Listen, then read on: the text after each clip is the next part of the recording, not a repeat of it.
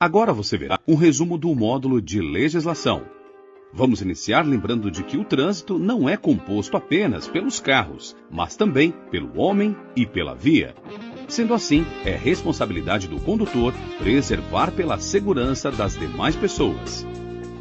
Via é onde transitam pessoas, animais ou veículos. Seus componentes são a pista, a calçada, o acostamento, a ilha e o canteiro central.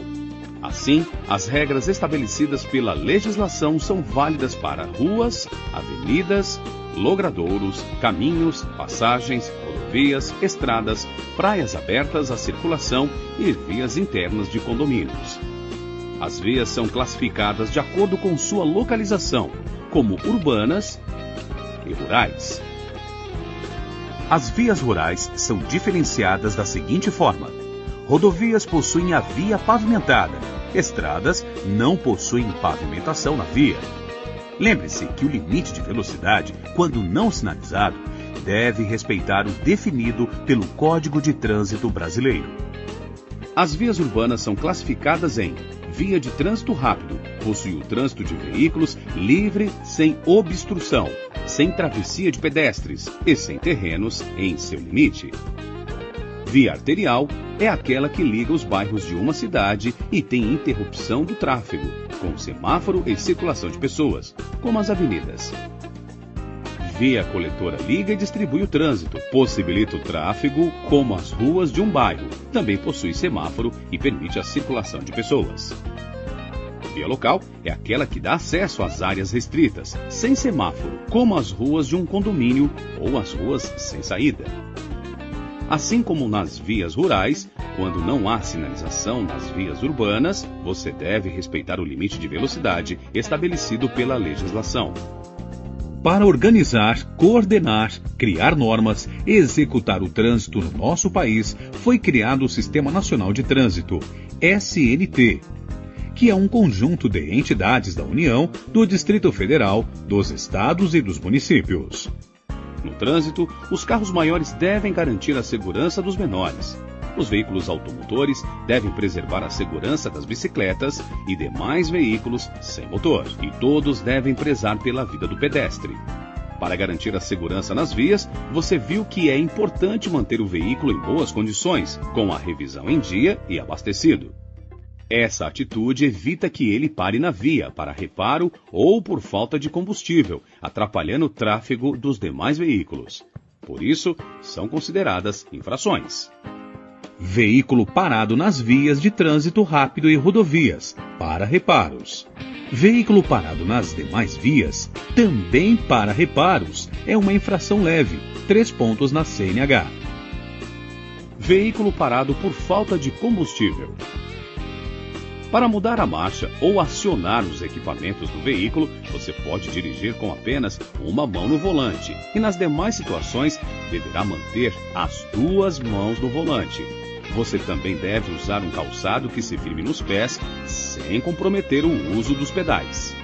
A circulação de veículos deve ser sempre pelo lado direito da via, com exceção de manobras sinalizadas. Conduzir na contramão é uma infração sujeita à multa respectiva.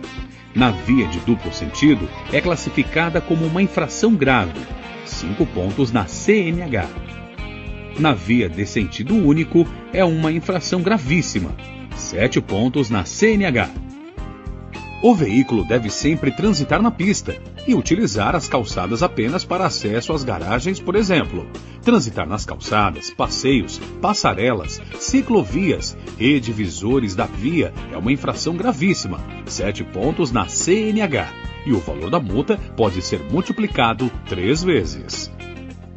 Da mesma forma, o uso da marcha a ré deve ser apenas para os casos de exceções em pequenas manobras que não tragam riscos à segurança.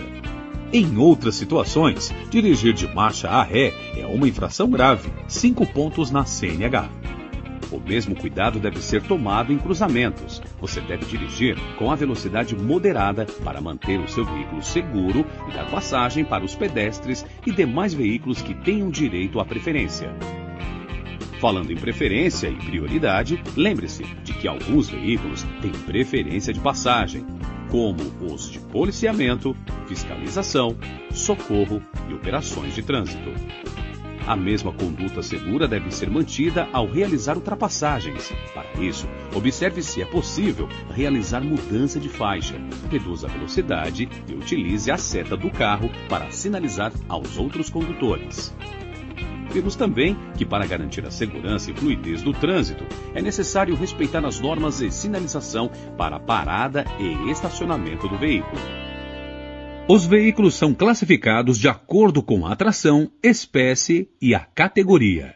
Ou seja, é definido pela forma como ele se movimenta, para o que é usado e quem o utiliza.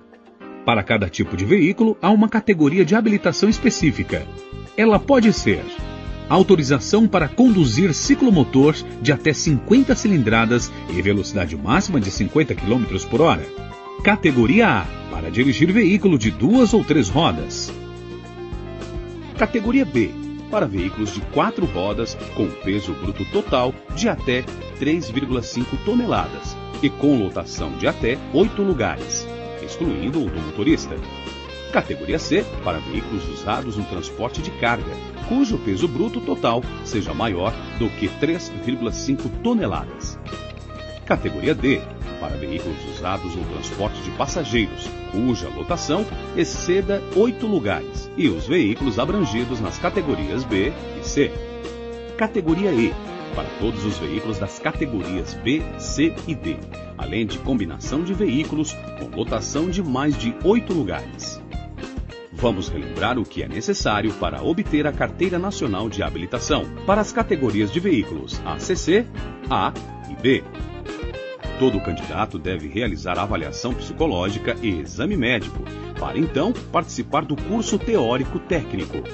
Após a finalização do curso, deverá prestar o exame teórico técnico com 30 questões. Para ser aprovado para a próxima fase, deverá acertar 21 questões.